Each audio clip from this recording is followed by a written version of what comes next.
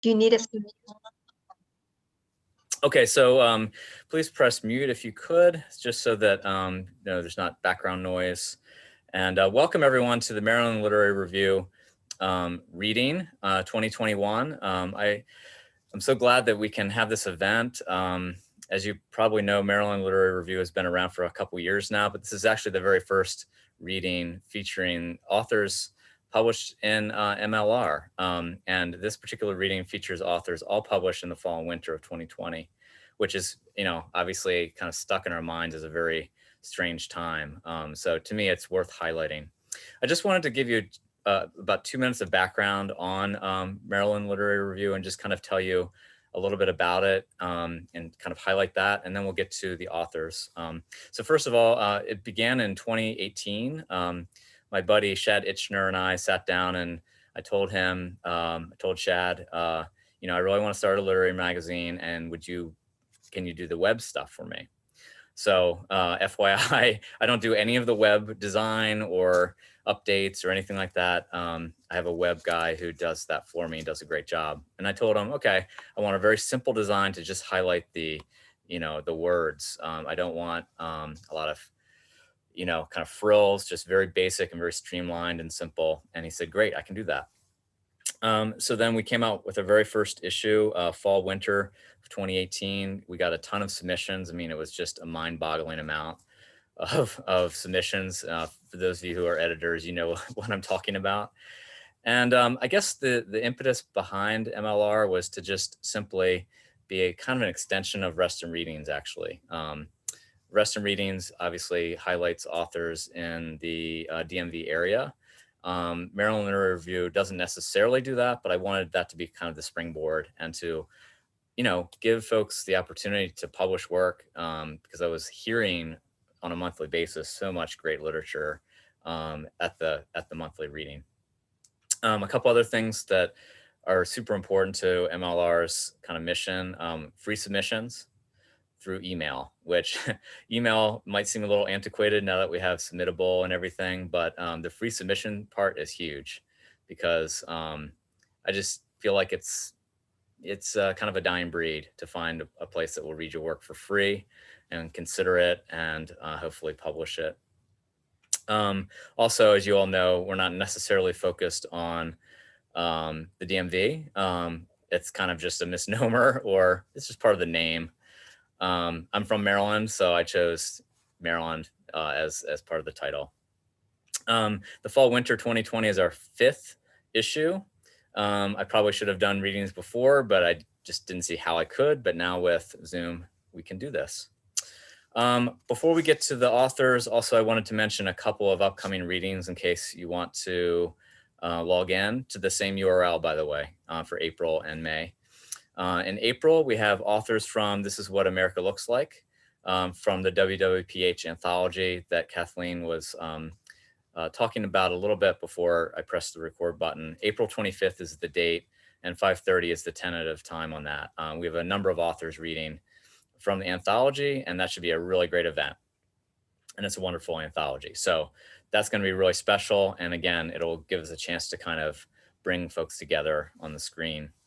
And in May, which will be our last reading until, like I said, August or September, we have a traditional reading of 3 authors. Elaine Chu, who will be logging in, I believe, from the Philippines. So it'll be kind of interesting. Curtis Smith, who some of you know, and Catherine Young, who some of you also know. So it's a really great lineup. The date on that is May 23rd, which is the weekend before Memorial Day.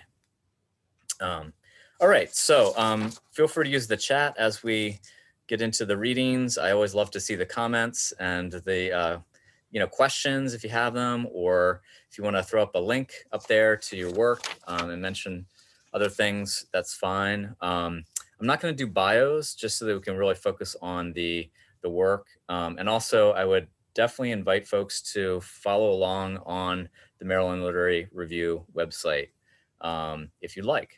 Right? And you can read the bios there as we're hearing the work. Also, in some cases, authors may read work that was not necessarily published in the last issue. So don't want to confuse you on that. But if you hear additional work, that's just an additional extra treat that you're getting. All right. So first up rather is Court Bledsoe, who's going to tell us about how to find some joy. Okay. So that poem was in the Maryland Literary Review, and it's also in my newest book called The Bottle Episode. So I'll start with that. How to find joy. Start in the last place you looked. Beneath the dusty couch pillow, some dead ant gave you one holiday. Under the dampening trash bag in the kitchen that doesn't smell bad enough to take out yet. Put your ear to the wall and whistle softly to see if anything answers. Hope nothing does. This is also a good way to tell if a stampede is coming. You may have to move to a new apartment. Put your tongue to the door when no one is around. You're looking for something between almonds and safe. Everyone knows what you mean, but no one can spell it on the first try. It's okay. The trick is never to let the punitive patter of regret memorize your apartment number. When it asks, give it the president's cell, your fourth grade teacher's bottled disdain, a perfect afternoon 6 years from now. It doesn't matter. As soon as you make eye contact, it's going to duck into a rattling elevator and pray that it doesn't fall too fast. If it's still on its feet at the bottom, it's doing better than most of us. This is also in my new book, The Bottle Episode. It's called Some Folks Say There Ain't No Bears in Arkansas, which is a line from a Lyle Lovett song. Another way of explaining struggle is a list of instructions on how to get a bear into a boat in order to cross the Mississippi before anyone finds out. Recognize that you're going to get wet, best case scenario. There are two primary methods that have been investigated in the literature. First, place a large jar of honey and/or salmon into the boat. Hide somewhere downwind. You now smell like honey or salmon. Remember that for later. Then simply wait. The other involves appealing to the bear's better nature, i.e. trying to confuse it with academic jargon relating to philosophy, but mostly drowned in your own preconceptions based on class privilege, so that it climbs into the boat to get away from you. Once the bear is in, you'll realize you haven't considered how you'll get in yourself. Ask it politely if it knows a good place to get a drink around here, but don't try any obvious lines. If the bear's ears prick up, it probably can hear the assassins. Honestly, this is a good distraction. The thing about bears and boats is they don't so much steer as try their best to roar down the wind. It's your turn to listen as the bear explains why you should have taken Highway 64. Even West Memphis is better than this. All right, I'm going to do one more about bears because this is a bear night. This is called The Bees and the Bears. Before bed, my daughter asks about when we were bears. Serious face, big eyes. She knows once she pulls the string, I'll spin all night. That's why you like salmon so much, I remind her. We slapped the waves into place as the river curtsied past, which is how the Mississippi was made. They won't tell you that at school because they're in it with big erosion. We knew the secret song that put the bears to sleep. But weren't we stealing their honey? We left flowers like the tooth fairy leaves silver dollars. They were glad to have them. They wrote thank you notes. Your mother might still have some saved somewhere. Flowers grew in our fur, a special kind you can't find at the farmer's market. They changed color and scent depending on your moods, what we had to do that day. Too much homework and they would go gray and smell like old cheese. Everybody would know we needed someone to make funny faces at us. I don't think that's true. I shrugged. When we scratch our backs on trees, it straightened them so they grew into the sky, which is where the best sunberries come from. They dropped them down for us sometimes. When we sharpened our claws on their bark, we were returning the favor. I look into the distance, thinking about how sweet those berries were, the feel of loam beneath my claws. Why did we ever leave, she asks. We got laid off and had to come here for work, I say. Your mom's cousin knew somebody hiring humans, so we had to trade in our fur and claws for hair and donuts. That's why you should always unionize. That bit always puts her right to sleep. I tuck her in, stand over her, growling at the darkness to keep it back a little longer. Thank you.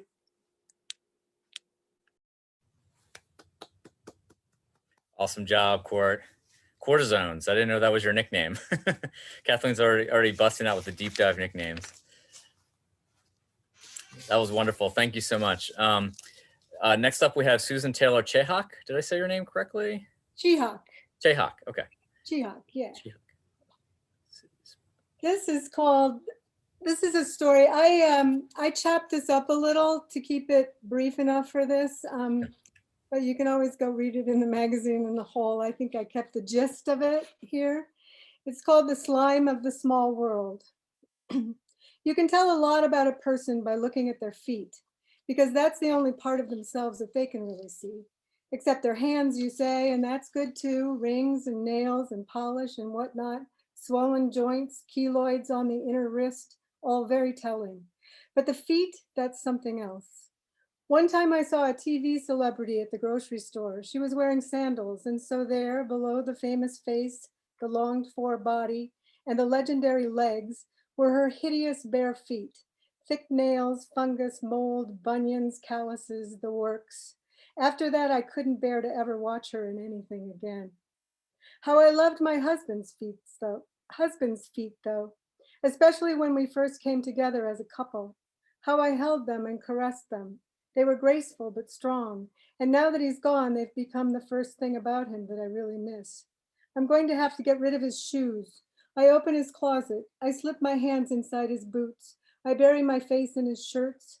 He's gone 2 weeks now. I miss him. Not that I want him back exactly. Just there's a void here where he used to be, a hollow center where he left behind in my perceptions, here in the empty spaces of this house the two of us shared for almost 40 years. I boxed up his clothes and then unboxed them and spread them out over our bed.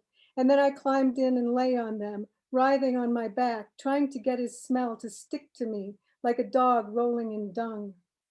After he succumbed and what was left behind was his putrid mess, I cleaned everything up in here and disinfected it all as best I knew how to do. Now the house around me looms as if it were some kind of Gothic castle, a maze of infinite rooms that I wander through, calling out his name. I've unplugged the phone and locked the doors. The pantry is full. We had the foresight to stock up, and so I want for nothing. All there is now to do is watch and wait. Day 81, day 82, day 90, 110, 130, and so on. I've lost count. He called this our splendid isolation, which was meant to be a joke, but soon he was coughing and sleeping all the time. Eventually, he locked himself away in his office, and at meal times I left food outside the door for him, but soon enough he wasn't taking it in. He ramped up the volume on his radio so I wouldn't be able to hear him moan, and when I turned off the power to see whether he was all right, there wasn't any sound at all, and now he's gone altogether, and I am all alone. Stay put, he said before he closed the door and locked it. So I have stayed, and I am put right here in our house like a gewgaw on a shelf that hasn't been dusted in years. My footsteps echo on the hardwood floor and soften on the carpet as I pace from here to there and back again. I catch all the sounds of myself now. I see remnants of where I've been and what I've done along the way. This and that thing out of place, sponge in the sink, coffee in the pot, a stain on the towel that hangs on the back side of the bathroom door. And on the television set in the kitchen, the news of the world blares, death counts, graphs, fires in the streets, fury in the air. I've been taking care of things all right here on the inside, while on the outside the weather warms. Spring has sprung and the lawn is wild. I water the indoor plants, my violets on their glass shelves in the piano room, the rubber tree in the living room, the spider plant in the kitchen, the philodendron in the den, and the Hoya in his office. He pinned its spreading tendrils up along the window frame, so it's like a curtain of green leaves, and now it blooms, a sign of life, of hope. While out there in the world the storm gathers, and in my yard shadows move. The clouds coalesce, my heart races, and my blood thunders through me, limb to limb, because there's someone out there. And at first I fancy it's him, like he's risen again somehow, like it was all a mistake, and now here he is, a silhouette thrown down upon the grass on a sunless afternoon. But no, I hear the mower start up, and that tells me it's only our gardener come back to work for us again. He sees me at the window and stops his mowing, waves. I duck away. Does he know that my husband is gone? Does he know that I'm in here all alone now? I hide in the empty closet waiting for him to leave. I doze and dream and then wake in the dark, and at first I don't know where I am. I stand up and shake myself clear. I open the closet door and peer out. I creep through the guileless spaces until I come upon a slip of paper taped to the transom window of our kitchen door. I wipe it with sanitizer and the ink bleeds, but I can still make out the scrawl all right. Hello, Mrs. During this difficult time, I wanted to let you know how much I love your house and your yard. Many thanks to you and the mister for keeping me on. Also, I couldn't help but notice your Hoya in the window. It's beautiful. Be well, and thank you for your business. Yours truly, G. G? Skulking around outside my castle? Peeking in my windows to see what he can see? Last night I gathered up all the mister's things and stuffed them into two black trash bags, and now I'm all dressed up fancy in an old forgotten summer dress, yellow with smocking across the bodice and a splash of black blossoms on the skirt. I take the recommended precautions, a white construction mask that I found in the garage, black leather driving gloves, sunglasses, hand sanitizer, disinfectant wipes. I drag the trash bags to the car one by one, open the trunk, haul them up and in. I'm afraid of the air around me, and I try to hold my breath against it, but that's impossible, and soon it bellows out of me like a sob. The thrift shop is closed, locked up, windows barred. There are signs on the door that scold, go home, stay safe. G is here when I get home. He sees me at the kitchen window, and he takes off his hat and crumples it in his hands, all humble-like and harmless. I crack the door just a little bit, trying to be polite while at the same time standing my ground. But he takes the chance to push on past, talking a mile a minute, so I don't understand him, and I don't know what he wants. I look down at my feet, barefoot, filthy. When did I shower last? Legs bare too. Dress crumpled, hands clenched, and I'm screeching, stop! So now he turns and looks at me top to bottom and bottom to top again. When he smiles, a gold tooth glints in the corner of his mouth, but his eyes are jolly, and he holds up his hands, black with dirt, just like my feet. His hands are rough, my skin is frail. I check for bruises, my muscles twitch and my bones ache. He's opened me up and put himself right there where he insisted he belonged. There's been rain. The world drips with it, the trees are soaked, the grass is flooded. And here, behind the hedge and the fence and the curtains of the shadowed trees, I'm closed off and hidden from the world. No one sees me creep out onto the porch and down the stairs and on around back to the garage, where my car is parked as I left it last night. The black garbage bags are still in the trunk. I heave them up and out, stop to catch my breath, then drag them one at a time over the wet grass to the worm-ridden mud hole out back. I dump what little remains of the mister out upon the slime. The matches are quick to light. Smoke billows and ashes fly, lifted by the wind. Can you hear the sirens above the crackle in the pot? Can you smell the smoke and the intoxicating fragrance of the mister's burning boots? I stand close, waiting my turn to be fed to the rightful reckoning of these unforgiving flames. Thanks.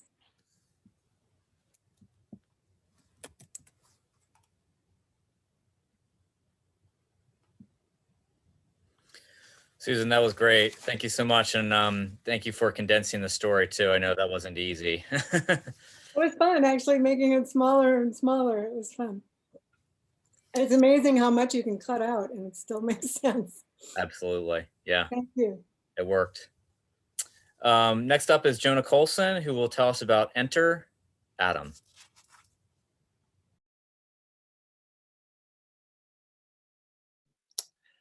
Hey everyone, and thank you, Nathan, for this reading. It's been lovely to hear these voices. So my name is Jonah Colson. I'm going to read two poems this evening. I'm going to read the first poem that's in the review, and then one other very, very, very short poem. So the poem published in the Maryland Literary Review is called Enter Adam.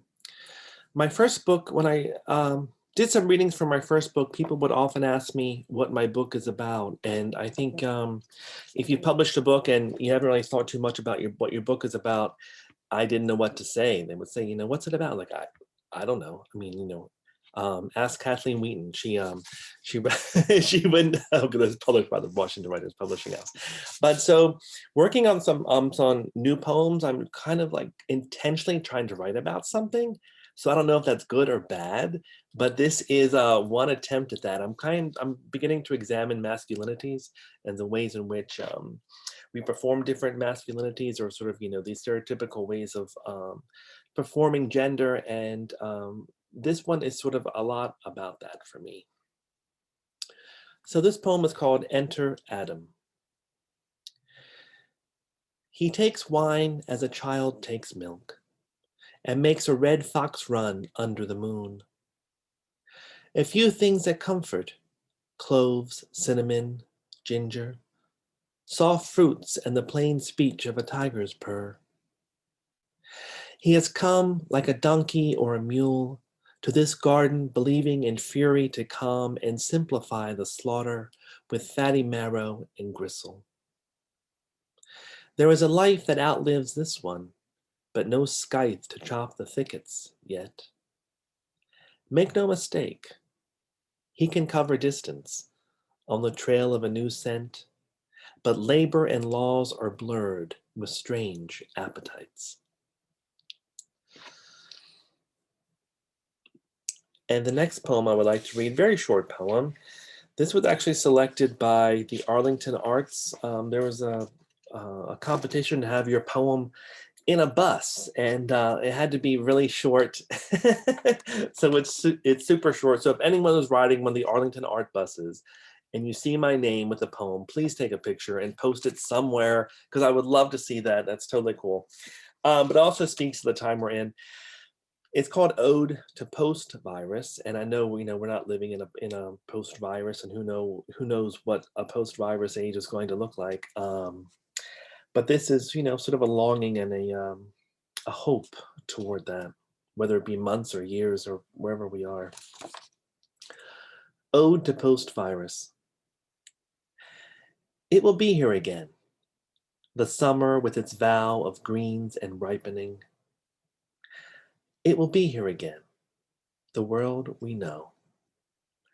Our short life in a long day of light and touch. It will be here again, and we will find what we lost. Thank you very much. That was great. The second piece is so powerful and simple.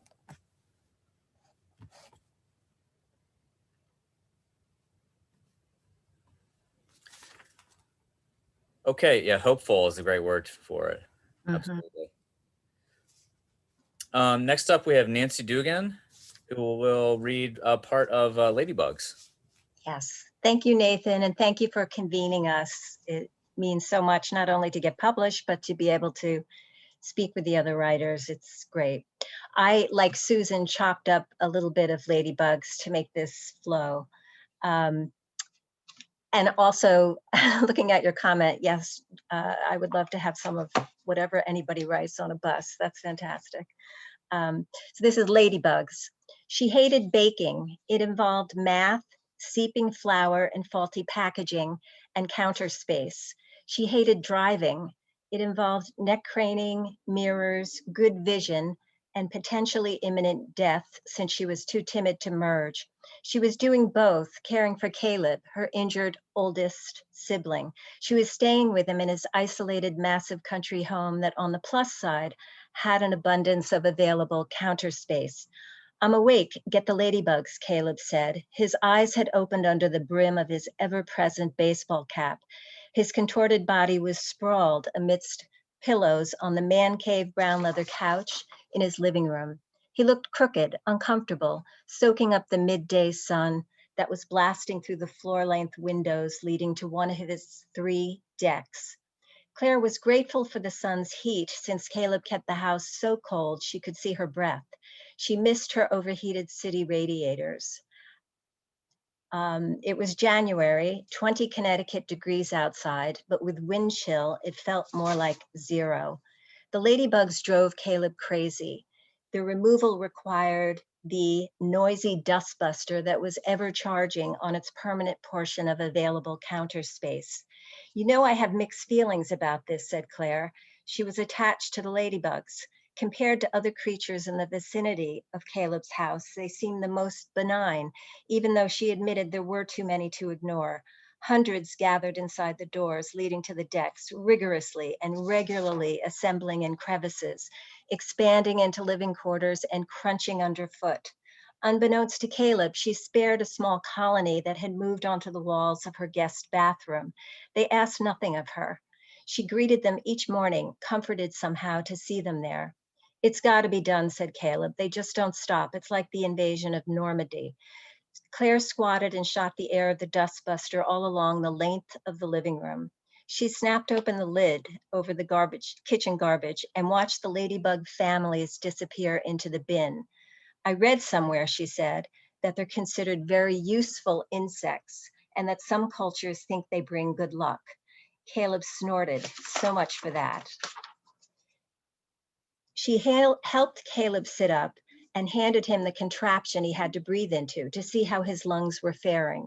She didn't really understand what success looked like as the tubes flew up and down in reaction to his breathing into it. Math was involved. How is it, she asked. About the same. It hurt Caleb to do it, she could tell, but she got the sense he thought he was doing okay, though as the protective older brother, he might be concealing things from her. The gurgling sound he'd made in the hospital had stopped. He'd fallen, broken 3 ribs, slightly punctured a lung. I feel like I'm drowning, he'd admitted it to her, doped up and tangled in the hospital sheets. He was too tall for the bed and his legs were dangling. Didn't you almost drown once, he asked Claire, with Grandmom at the shore when you were little? She started to answer, but he dozed back asleep. She found a nurse in the hall and described what Caleb had said. When a doctor came in later, Caleb was awake and breathing okay. After 3 days in the hospital, they released him and Claire was in charge. Claire had, in fact, famously waded into the ocean when she was a small girl. She'd been curious to step beyond the shoreline and was suddenly caught in an undertow that propelled her seemingly sideways, a whooshing sound beyond her family, her surroundings.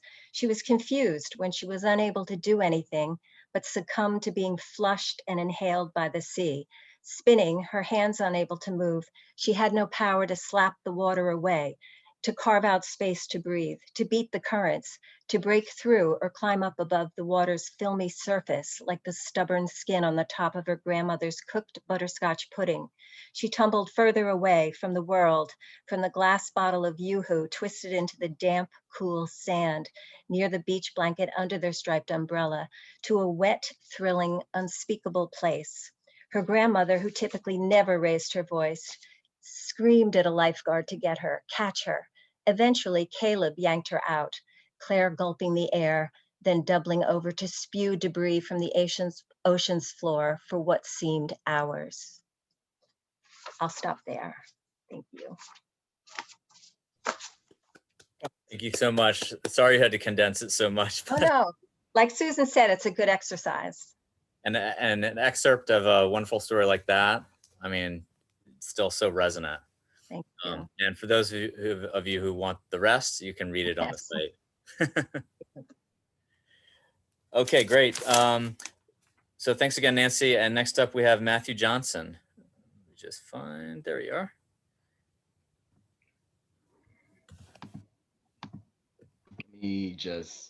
Okay, everyone can hear me? Oh, okay, thank you.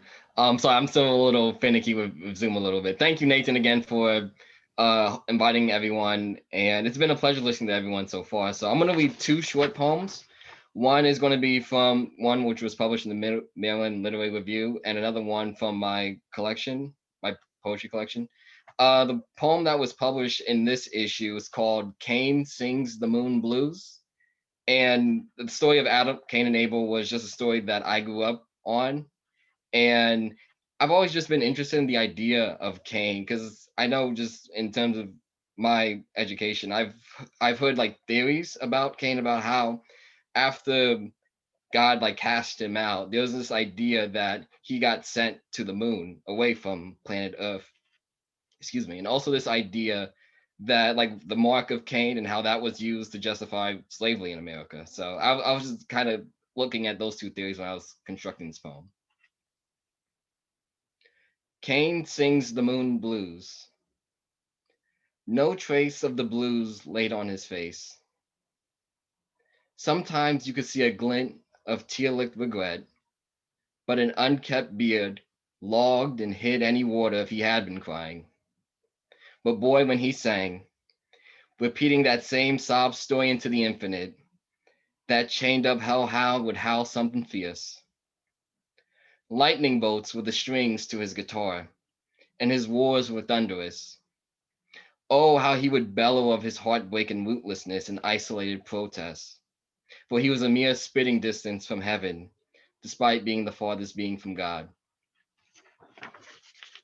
So the other poem I'm going to be reading is from my poetry collection titled Shadow Folk and Soul Songs, and this title is called Mississippi, the River. And with this poem, I was just thinking about, because my paternal family comes from Mississippi, and I've been to Mississippi before, and it's a very beautiful place, but also a place of unspeakable horror. So it's just that contrast between you have beauty, but then you have just this evil like lingering beneath. So that's what I was thinking about with this poem.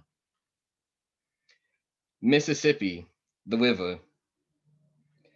The crickets on the buckthorn vines, which are coiled in knots on the Mississippi bank, chirp the secrets they've heard on the fleeting summer laughs, and fill the musky air with scat songs of all the rumors they've heard. Oh, Mississippi, though you've been muddied with anguish and prayer like a baby-filled Nile, and remain just as restless as antebellum souls yearning to breathe free, you always take it as honey gold sunset and stir like an August dusk. Maybe somewhere over yonder at the end of your stream, you could fix me up all the mysteries and songs of the folk who've been down your way and lullaby me deep. Thank you. Great. So now you have to tell us what is your poetry collection about? Well, my poetry collection is called Shadow Folk and Soul Songs, and this was my debut collection. And with this collection, I was greatly influenced by music when I first got into poetry. I remember I had this, who I dedicate the book to, my influential 8th grade teacher, when we was first getting into poetry. She showed us lyrics like Bob Dylan and Beatles and Simon and Garfunkel. So music has always been with me like hand in hand with poetry. So with this collection, I was just thinking about the music that I grew up in, like with gospel and then blues, which became rock, and then also hip hop, which took parts of that, and then jazz. So Absolutely. It's even in the title of Cain Sings the Moon Blues. It's the blues yeah. right there in the title and throughout the poem. Wonderful. And that's on Kelsey Books, right? Yes, it's on Kelsey Books, and you can also find it on Amazon too. Excellent. Okay. Thanks again, Matthew. Wonderful job. Thanks. Thank you. Next up, we have Kevin Keating, who will share with us some of Precious Cargo. Hey, Nathan, thank you very much. I'm just going to read the first 500 words here, so just an excerpt. It's been a while since I've done a reading, so I might be a bit rusty. All right. Precious Cargo. On any other summer day, someone would have spotted Anson flailing in the heavy surf, a conscientious mother lathering sunscreen on her toddler under one of the pastel umbrellas that dotted the beach, a divorced dad helping the daughter he hasn't seen in 2 weeks build an elaborate sandcastle near the water's edge, weekend boaters sunbathing aboard their pricey pontoon and boat riders. But on that unusually cool August morning, as a light fog rolled in off the lake, the beach was completely deserted. In the bay, anchored near the breakwall, a lone cabin cruiser named the Lady Cordelia bobbed up and down in the heaving white waves.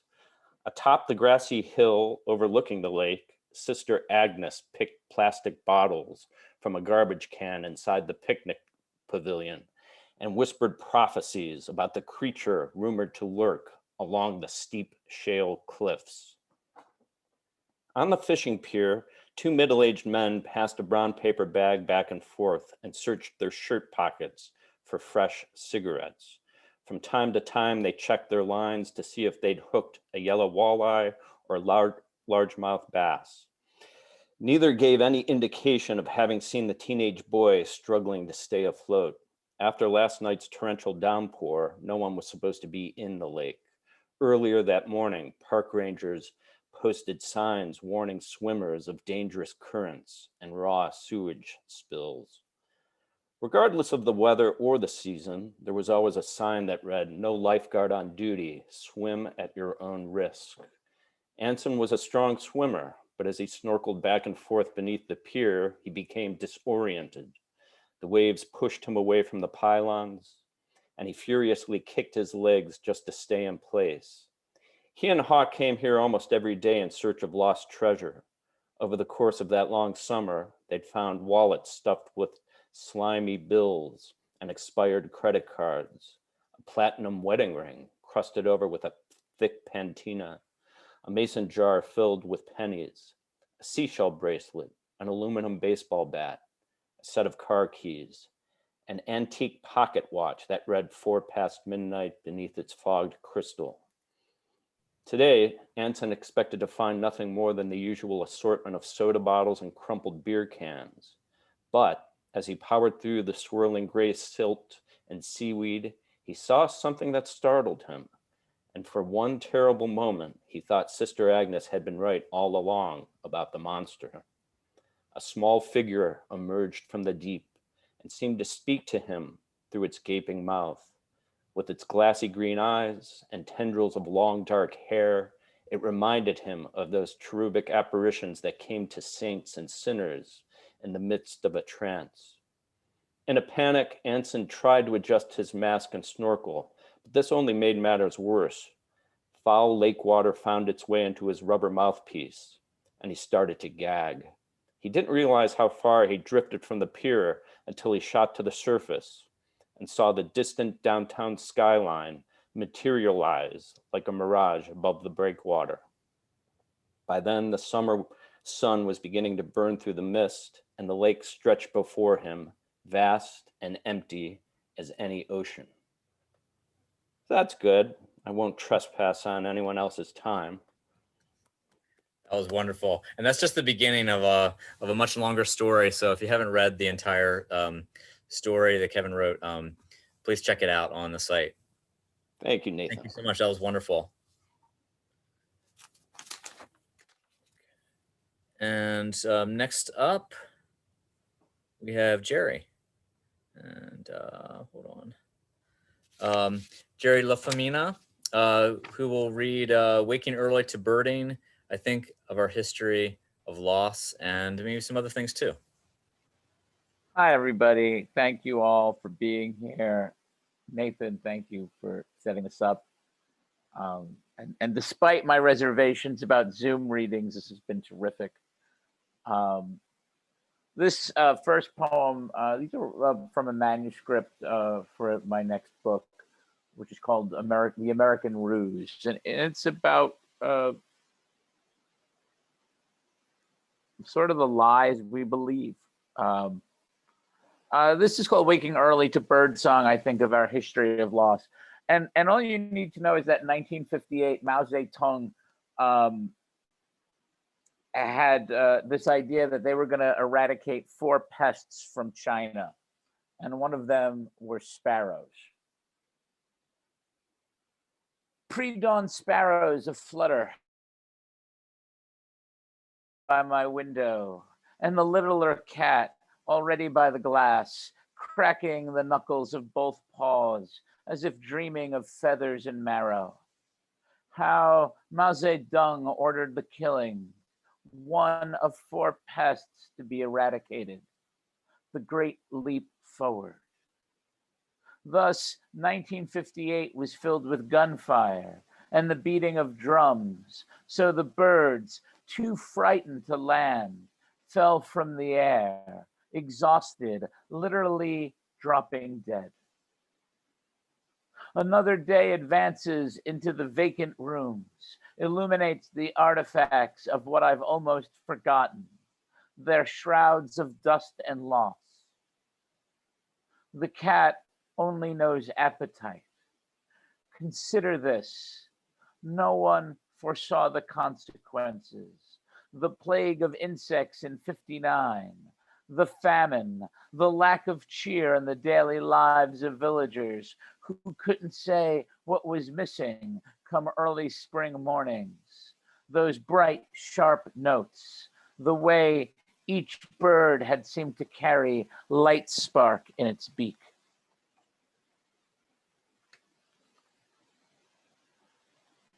And because this is the Maryland Literary Review, I'm going to read a poem called Scenic Overlook, I-68 East, Maryland. The first greens of March still weeks away. Today is gray sky over gray landscapes cut by grayer roads with a gambler's chance of disinterested rain. To the south, Virginia and West Virginia, though who can tell them apart from this distance? There's no line I can see, no border other than some sign saying welcome to or now leaving. Over the weekend, breaking news featured a girl found at the bottom of this cliff face. Broken bones, lacerations, her boyfriend dead. A suicide pact, she insisted, from her hospital bed. The state police closed this place for days, red cones and lit signs telling us, though some gawkers parked into the exit lane, hazards blinking, and walked right in. Some noted anomalies and inconsistencies and suspected foul play. Where was his car after all? How did they get this far without notice? A dumb friend sworn silent, or an out-of-state driver who'd stopped for two young hitchhikers? Others speculated a West Side Story situation, star-crossed paramours that had finally said enough. Something about opioids, something about meth. What will happen to that girl? She's the age of my students who seem often infatuated and sullen both. Too late, delegates debate erecting a fence to prevent anyone else from climbing over the waist-high barricade. But that would ruin the view. It's breathtaking, after all. The horizon, if you can believe it, stretching out on bright days to North Carolina. Maybe it's possible in June, when the good greens fill the leaves and the valley and the mountainsides are 60 shades of vibrant. It's a lucky thing, the news had said, they jumped in January, for their dark figures were visible against another snowfall. Come verdant spring, those bodies might have been lost among the brush, the lush overgrown undergrowth, food for coyotes and carrion birds. So it would seem like they'd just gone from here, as so many young people looking to escape, hoping to take highways at 70 into the myth of opportunity. Sunlit places just beyond Appalachian mists, so thick some mornings, they shroud everything, even a mother's grief and bent shoulders, even these remaining groves of centuries-old white oak. Thank you. That was terrific. Love the sense of place in that particular poem.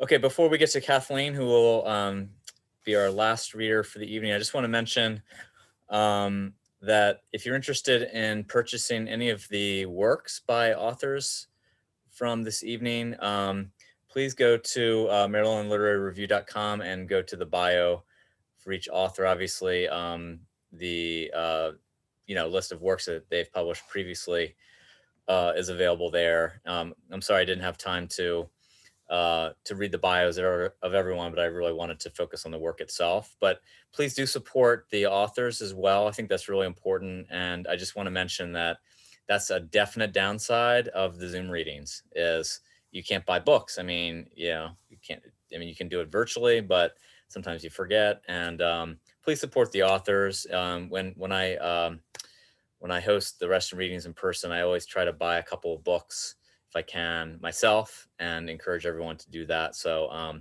please check those out. I know Jerry has several books, for instance. If you read his bio, you can look them up and purchase them on all the available places. Last but not least, we have Kathleen Wheaton. We have a little bit of a shoe motif this evening. So I think Kathleen will highlight that a little bit for us here. Yes, and actually this story takes place during Passover, so it is, the timing is good. My story, Zapatos, this is just an excerpt from it. And so what you might want to know is that the narrator, Roger, is a banker. He's a widower in his 60s who's recently remarried, and his new, much younger wife, Grace, has asked him to pick up a pair of shoes for her on his way home from work. Enjoying the soft air of an early spring evening, I walked all the way home before remembering the shoes.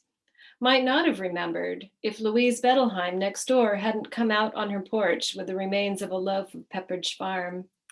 She'd cleaned her house for Passover and, as God annually commands, was donating her leavened food to the nearest Gentiles.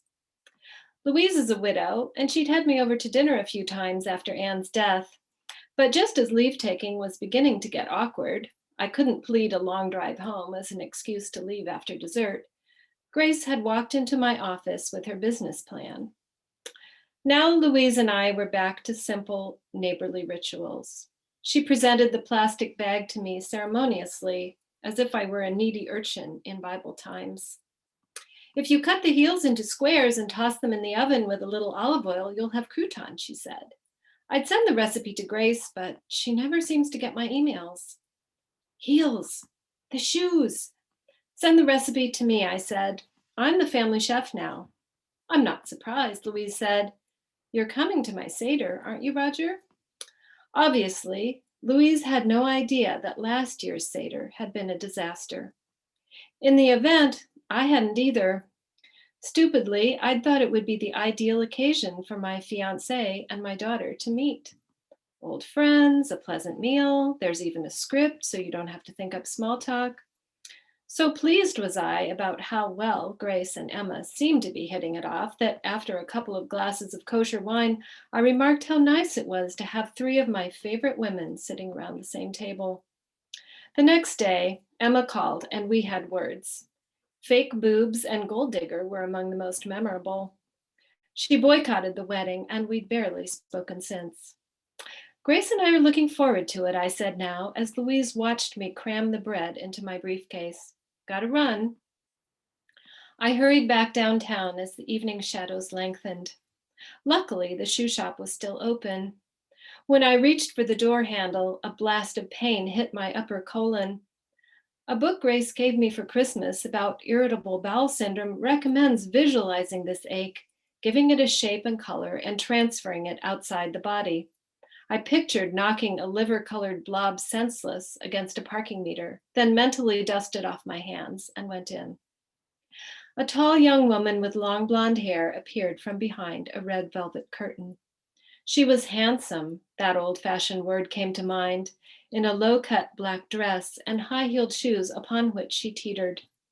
It was a style that recalled Emma's teenage years, and I wondered how many fathers of daughters learned to associate revealing clothes not with sex, but with arguments, slammed doors, meals eaten in stony silence. The girl flushed slightly and held out a manicured hand, jingling with bracelets. Hello, Mr. Bradley. I'm Lily, the store manager. How'd you know I was Grace's husband? I said. Her color deepened. Oh, suddenly I knew. She must have said I was an older gentleman. A bit portly, maybe. It's so cute the way you're picking up her shoes. It's only fair, I said. She often picks up my socks. If you want to look around, I'll get the shoes, Lily said. She vanished behind the red curtain. The only sound in the shop was my soles brushing the carpet.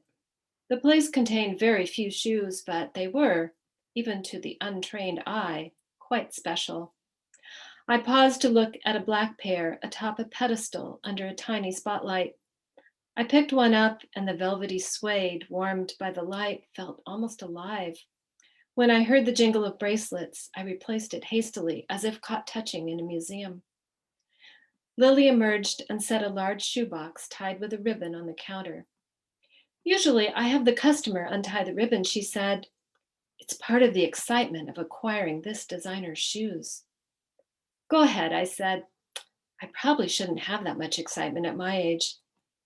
She nodded and bent over the shoebox, her bosom shimmering like the catch of the day. Whatever was in the box caused her to cry out in dismay. She picked up a cell phone and began talking in Spanish. I don't speak Spanish, but I recognized zapatos. It's a dashing, revolutionary sounding word. You imagine that a person wearing zapatos might also wear a cape. Thank you. Great. Thank you so much. Let's see, how do I get back to that? That's what I want. Feel free to unmute yourself if you want at this point, and let's give it up for the authors, all right? Yeah, thanks, everybody. Everyone. Wonderful job, everyone. Thank you. Thank you, Nathan. That was really fun. Thank you, Nathan. Thank you for putting this together. Really wonderful. What a Absolutely. way to spend an afternoon here. That was Yeah, great. thanks so much. It was a great reading, Great, everyone. Thank you so everybody. much. Thank you. Thank you, Nathan. That was great. Everyone. I love the new work too, the new poems. They were really great. Yes. So keep writing, everyone. Right away. Happy vaccine getting. Yes. Buddy, stay safe. Stay safe. Thanks so much. Thanks. Hi, everybody. Thank Bye-bye. you. Bye. All right, thank you. See See you. ya. Bye. To see you in person soon too.